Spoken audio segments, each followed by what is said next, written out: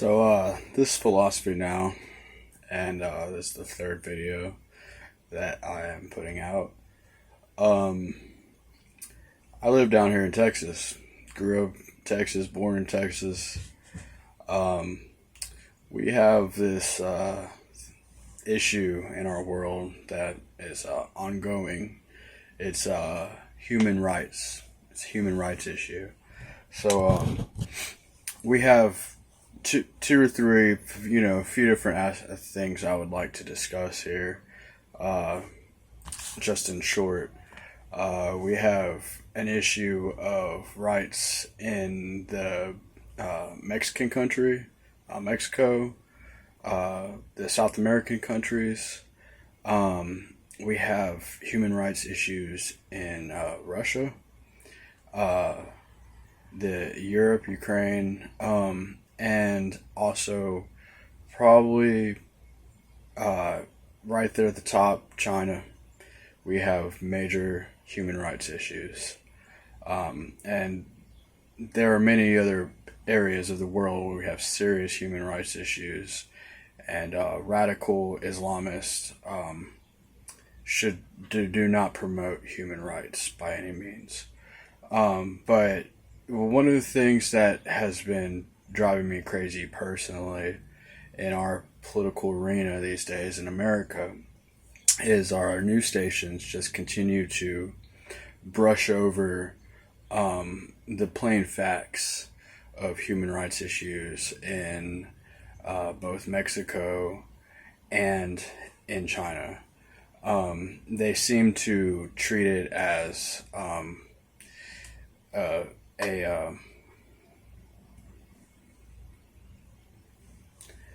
quaint anachronism, as one might put it. So there's a few channels that I've watched on YouTube in regards to China. There's a man named Cyrus Jansen who has a channel, Jake Tran also as well, and there is China Insights. I've watched videos from all three of those channels, and what I've come to find out is that there has been large amounts of money extorted by the Chinese government from the Chinese people, taken from the Chinese people by the Chinese government.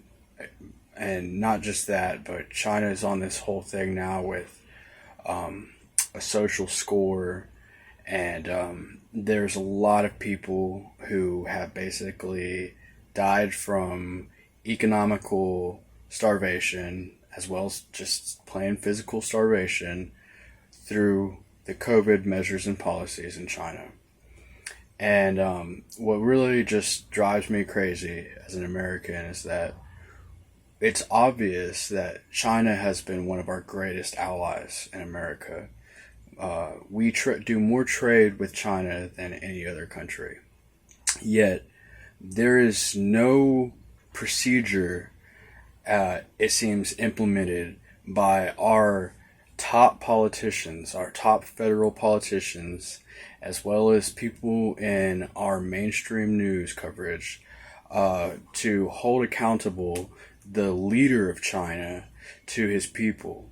And it's gotten to the point now where the people who have the most money in China, who have done the most for strengthening the Chinese economy within its borders, are doing everything they can to flee the country at this point.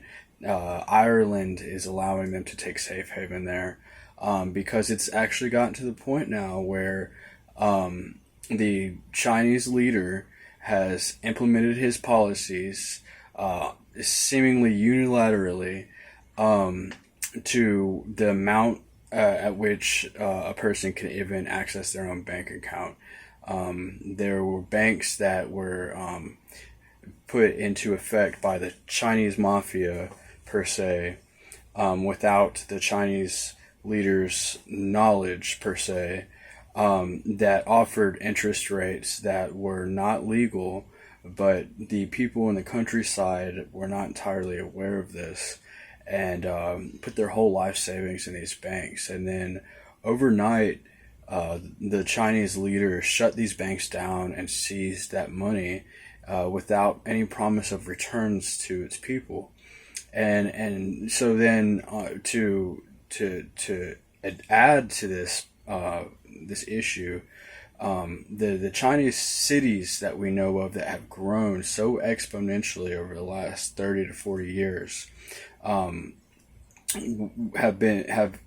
it's happened so quickly, and part of the what has attracted that happening in the Chinese country is that they had these companies that created deals for people to be able to invest in these companies for housing establishment and building, because in China the greatest form of wealth is housing. That's considered the greatest form of wealth.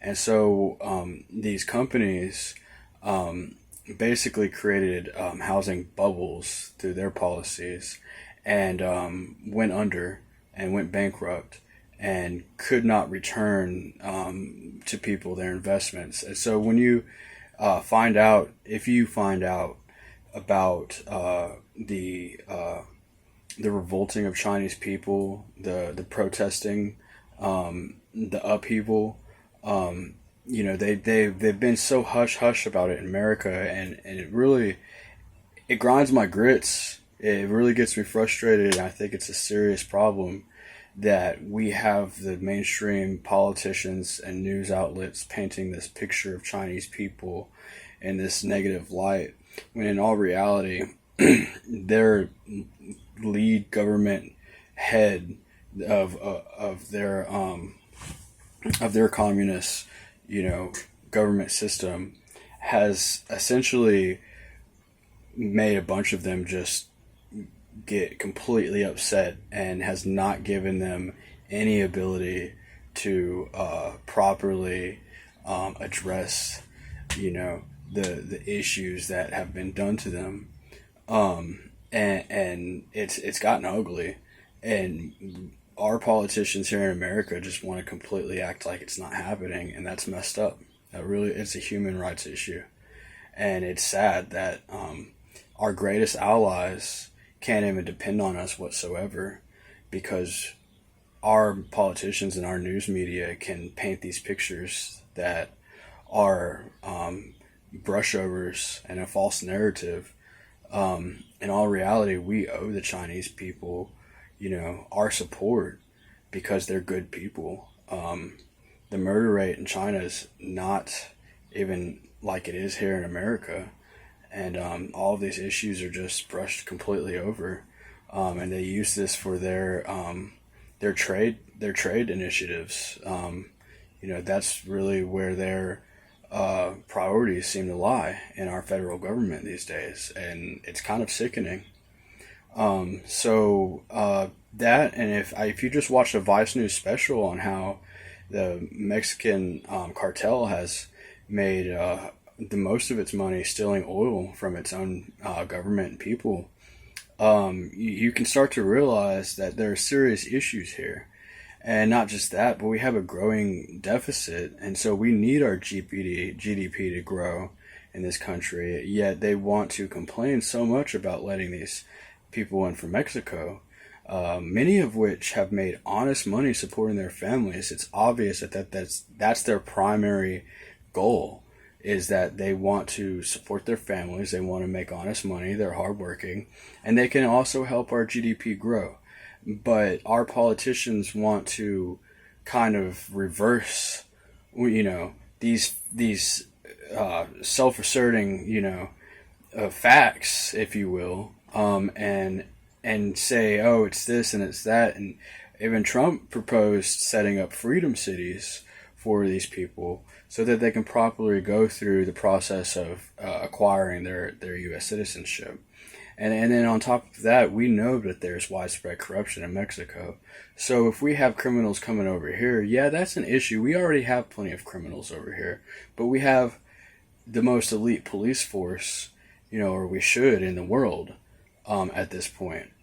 And we really should be able to handle proper policing of these people and these issues better than they will in their own countries. And this is all ties back to human rights. So this is just, a basic discussion of what's going on in our world that is transparent. Really, truly transparent. Like our current top politicians are not being with us. And it's frustrating, and we need to openly have this dialogue about it so that we can have a true philosophy among our people and our youth that is for the future.